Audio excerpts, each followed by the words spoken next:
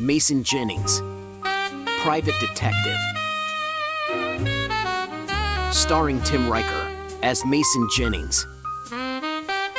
Co-starring Carrie Holman as Sabrina Storm. Cab Sullivan as Frank Stillman. Linda Mitchell as Barbara Miller. Thomas Cutter as Everett Gray. Victor Nelson as Leland Shaw. And Ramona Cooper as Bonnie Silvers.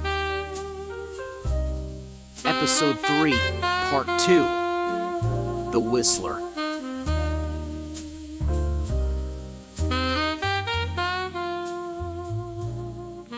This is WEBS Radio Network. Good evening and welcome. We're coming to you live from our studios in Aurora, Illinois. Stay tuned for Mason Jennings, Private Detective. This episode of Mason Jennings is brought to you by the makers of Smooth Glide Shaving Cream.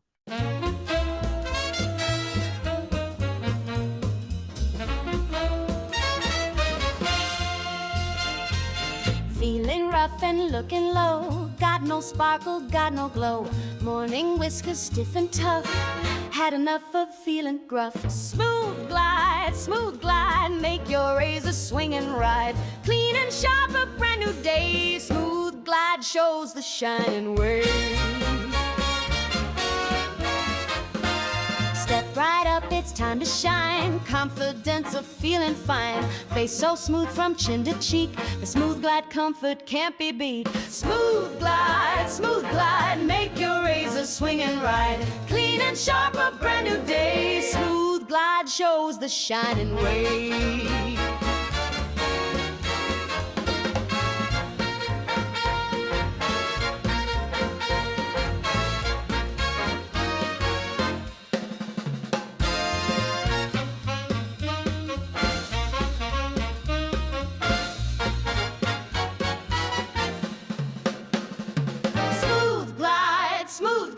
Make your razor swing and ride.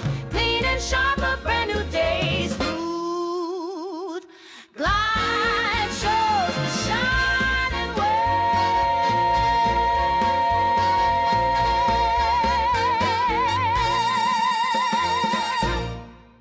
Smooth Glide Shaving Cream. For a sharp mind and a smooth shave. That's the mark of a man ready for anything this city throws his way. I left the hotel and headed to the bookstore on 43rd. It was a dusty relic, smelling of old paper and forgotten stories. A small bell above the door jingled a quiet protest as I stepped inside. The cashier behind the counter, a young fellow with ink on his apron, looked up from his book, sizing me up before he spoke. Evening. I'm looking for a woman named Barbara. Barbara, you say? What business do you have with Barbara, mister? This is a bookstore, not an inquiry office. Just got some questions about Professor Reed. She might have seen something. My name's Mason Jennings, private investigator. I'm working on the case. Professor Reed. Well, there are two Barbaras that live around here. There's Barbara Davies, our landlady. She lives in the apartment right above the shop. And then there's Barbara Miller. She lives next door. In the building where the stone steps. You wouldn't happen to know which one you're after. Two Barbaras, just my luck. Crocker mentioned that she was near the alley, and the alley was right behind this block. I'm looking for the one who was possibly near the alley behind this building around the time the professor was shot. I see. Well, that'd be Barbara Miller then. Her place is right next door to us. It's a building with steps leading up to the main door. Thanks.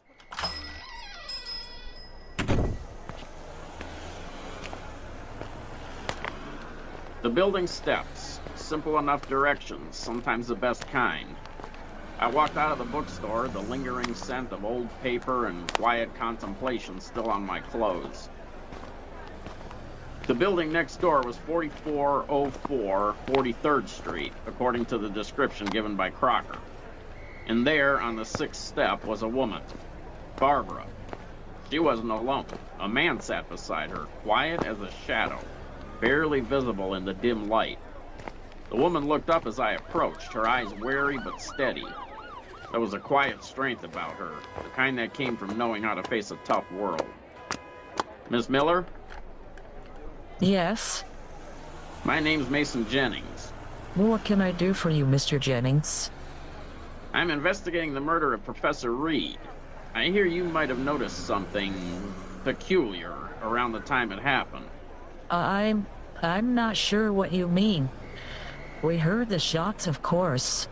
Everyone did. It was awful. My information says you were closer, down by the alley behind the bookstore, and that you know or saw something unusual. I was there, but I didn't see anything. I'd been shopping, was bringing in groceries.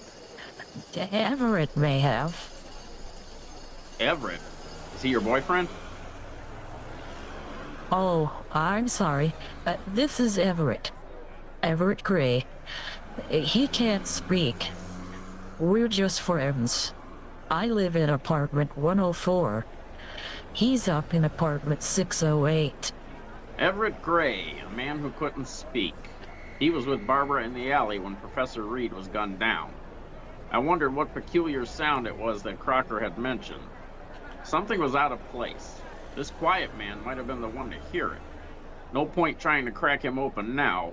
Barbara was the bridge. She was the one to lean on. Mr. Jennings, it's late. And what happened today? It shook us. We work nights. I'm a typesetter for the morning paper. It's precise work, and it takes all of my concentration. Everett is a janitor.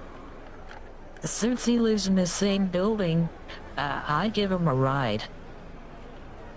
I understand it's been a shock, but time is of the essence. I know, and we want to help, but not out here on the steps, and not right now. We'll be leaving to work shortly. Could you perhaps come back in the morning? We're usually home by 6. 6, you say? All right, Miss Miller. I'll be here. A delay. Not what I wanted, but sometimes you had to play the long game. As typesetters, they're around news and rumors, around facts before they hit the stands. If the information gained led me to a killer, it was worth the wait. 6 o'clock. Dawn was still a few hours off, but my mind was already racing. Barbara Miller and her silent companion, Everett Gray. A peculiar sound in an alley. It wasn't much, but it was a loose thread. Back at the office, the city lights outside my window seemed to reflect the scattered facts of the case, each one a sharp, cold point. I lit another cigarette, the smoke curling around the stack of notes on my desk. Professor Reed shot 3 times point blank. A man of science working on a cure. A clean hit, then a vanishing act. The official story wasn't adding up. Stillman's men would be running in circles, chasing shadows. I needed to know what those shadows had coughed up officially. I picked up the phone and dialed the police department. It was time to see what Frank had found, or more likely, what he hadn't.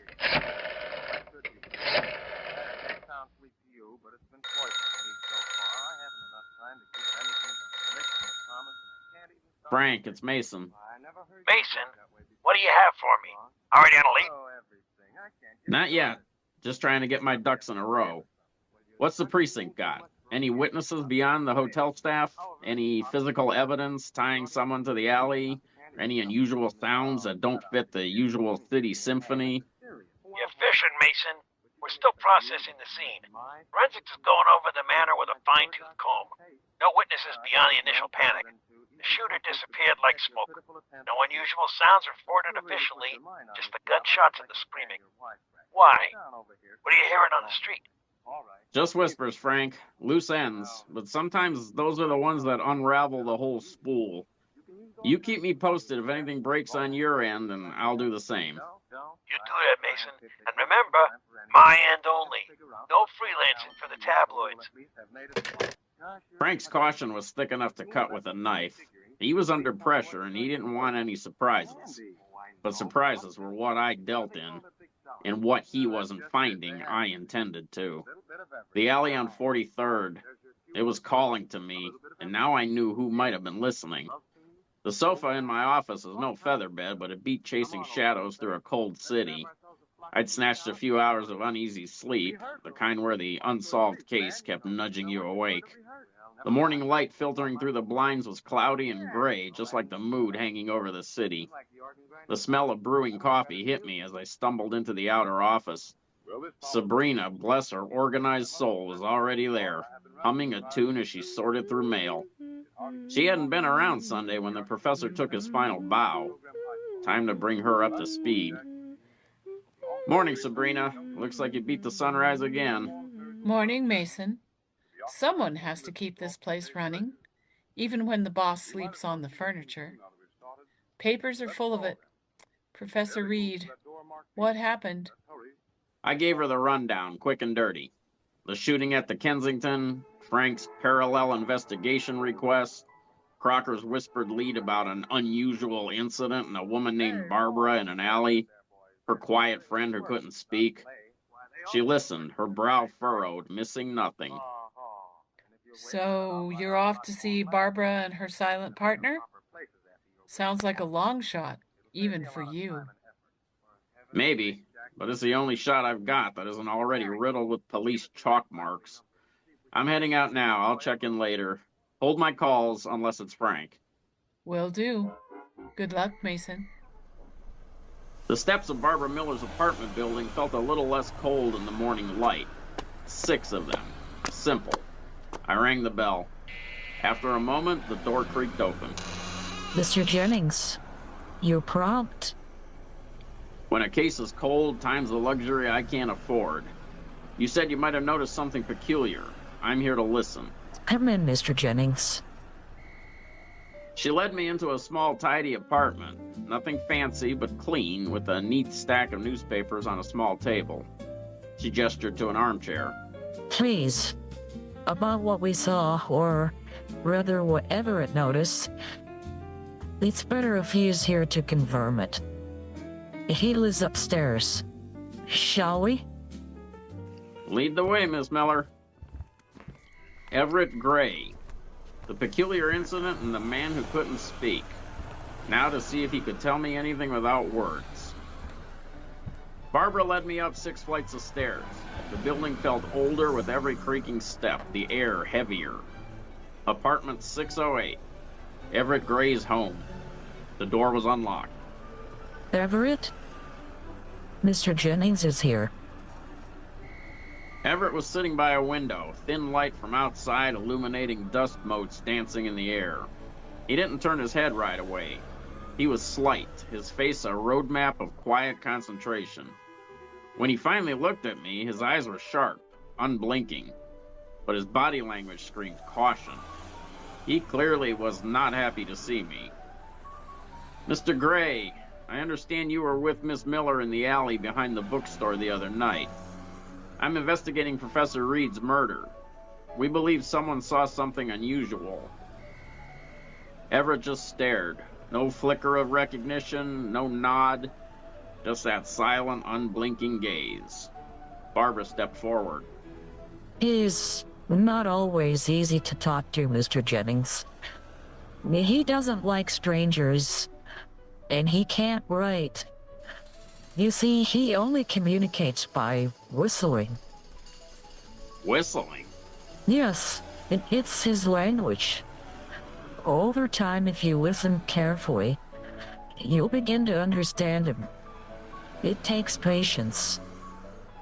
What is it, Everett? Barbara turned her full attention to Everett.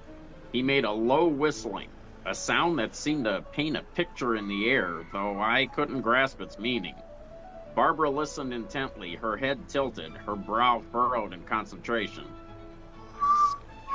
He said he's scared. There's nothing to be scared of, Everett. Everett whistled again, a different pattern this time, more agitated. Barbara's expression changed, growing serious. He said that's easy for you to say. Everett has had a rough life, Mr. Jennings. It took me months to get him to trust me. I don't have months to wait. I need to know what, if anything, he saw. What did he say? What did he say? Edward doesn't trust you. He doesn't trust you and he wants you to leave. I really need to know what he saw. I can't just... If you push him, he'll never get him to talk with you. You need to leave. Come back next week for part 3 of The Whistler.